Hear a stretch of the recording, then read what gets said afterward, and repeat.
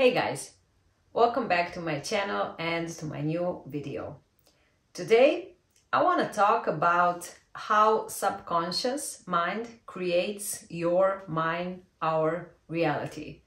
If you're here on this channel, you've probably heard about this. If you're new, maybe my point of view and how I explained to myself how this works will help you, or if you already have experience in creating your own reality, then I'll be happy to hear your comments, and I'm asking you to put them below this video. So in many cases, in many readings, videos, on different platforms, we hear that our subconscious mind creates our reality. So the way that I explain this to myself is I imagine, so if this is me, conscious, Sandra, and then somewhere here or here, there is like subconscious version of me. I actually imagined kind of like a little genie. And this genie is listening to everything that goes through my mind. And this genie loves me and just says yes to everything that I think of.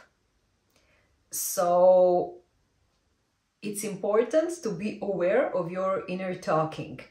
And so if we are like complaining about, I don't know, about our neighbor, about our friends, about our mother or mother-in-law, about our boss, about the weather, about the government, if we are gossiping, if we are doubting, all of these thoughts, they become our dominant inner state. And Neville talked a lot about being in the state of the wish fulfilled. So most of the times when we are thinking and having inner talking in the opposite directions of what we want, we are in the state of observer. We are in the state of complainer. We are in the state of someone who's afraid, who is scared, who is even petrified, who is, doubting, who is fearful, who is all of those things that we actually don't want to experience in our life. But when we think, let's say our wish is to have a new house, a new home, and this is your wish, but then, and your genie says, yes, here you go. And the idea comes to you. You get this idea, oh, I would love to, I don't know, live in that building or in that area or in that city. If you want to change completely city or even go to a different country. And Genie says, yes. That's why you get the idea. Otherwise, the idea wouldn't come to your subconscious mind. But then you think, how am I going to do that? I don't have any money. And then your genie says, yes, let it be. So to every thought, genie says, let it be. So I don't have any money. Let it be. I won't have any friends in your town. Let it be. So you even move there and then you struggle with, your social life. I hear many stories like this. Or I won't be able to find a job over there. Let it be. So your focused attention is what is creating your reality. So guys, ask yourself, where is your focused attention right now? Or, okay, right now, I hope it's on this video, but these days, is it on your wish fulfilled? Or is it on the 3D fact that it's not here yet, on the absence of it, when it's gonna come, how it's gonna come. There's no way this can happen, where I'm gonna find, you know, my lover, my partner, my significant other. I'm at this age now where everybody's already, you know, coupled, they have families and so on. The good ones are taken. Is this where you want to put your focused attention? If this is what you want to experience, then yes, because your genie says, yes, here you go. But most of the time, that's not the case. Okay, so here is again, we are constantly, or I am constantly coming back to your mental diet. So be aware what you are consuming. When you take time for yourself in peace, in quiet, so that you quiet your mind and that you know, like, even get the sense of what is going through your mind, then throughout the day, it will be easier for you to register if your focused attention goes somewhere where you don't want it to go. I prepared 2 Neville Goddard's quotes from his books that I think are good examples for today's video, so I'm gonna read them to you. Okay, so the first one is from The Power of Awareness, where Neville shares a story of a man who struggled with debt and financial problems. And Neville says, there is a law of mind that is operating all the time, whether you believe it or not, and whether you are aware of it or not. When you are constantly telling yourself that you are poor and cannot afford the things that you want, you are actually perpetuating your financial problems. And remember the genie? He says, yes, here you are. More poorness, more circumstances where you're not able to afford something or go somewhere. You are affirming to yourself the belief that you are poor, and your subconscious mind will create, listen now, circumstances and opportunities that reflect that belief. So, you are affirming to yourself the belief that you are poor, and your subconscious mind will create circumstances and opportunities that reflect that belief. I read it twice, read it or listen to it 500 times if necessary. However, when you start imagining yourself as wealthy and abundant and affirming to yourself that you have more than enough to meet your needs and desires, you are creating a new belief and new reality. Your subconscious mind will start to attract opportunities and circumstances that reflect the belief, and you will start to see a change in your financial situation. And I will read another quote. This one is from his lecture, Your Inner Conversations Create Your World. It refers to the story of a woman who struggled with health problems. Our thoughts and beliefs have a profound impact on our health and well-being.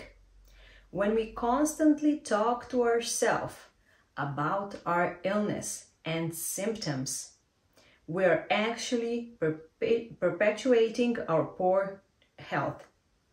We are affirming to ourselves the belief that we are sick And our subconscious mind again will create circumstances and opportunities that reflect that belief. So, on the other hand, if we start affirming that we are healthy and vibrant, and we imagine ourselves as strong and vital, we are creating a new belief, a new reality. And our subconscious mind will then start to attract opportunities and circumstances that will reflect this new belief. And we will start then to see a change in our health. There is also a great story. I couldn't find it for this video, but I just wanted to make this video, where Neville talks about a gentleman who had like some really tough disease. I don't know if they already called it back then a cancer, so a skin cancer. He had some like really ugly marks all over his body. And when this gentleman, he was coming to Neville's lectures. If somebody knows in which lecture Neville speaks about this case, please put it in the comments.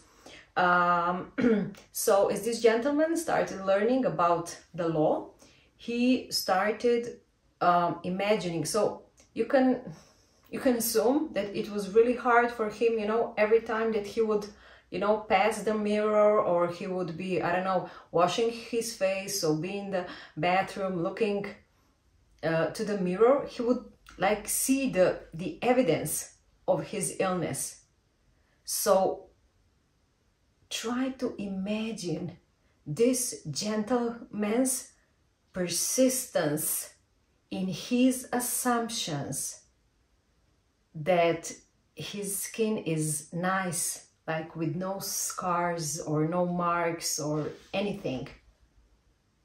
And the story also goes that as he was shaving, often he had to shave, I think, for I don't know, because of the doctors, I don't know, some medications and stuff like that. So he couldn't even hide, you know, behind his beard, those marks. So imagine that persistence. You stand in front of the mirror and you turn inwardly with this strong assumption that you don't see what everybody else sees from the outside. That is called focused attention on your wish fulfilled. And of course, Neville shares this story because after some time, those scars, those marks just started vanishing. And after some time, there was like no trace of this gentleman ever having health issues in this regards.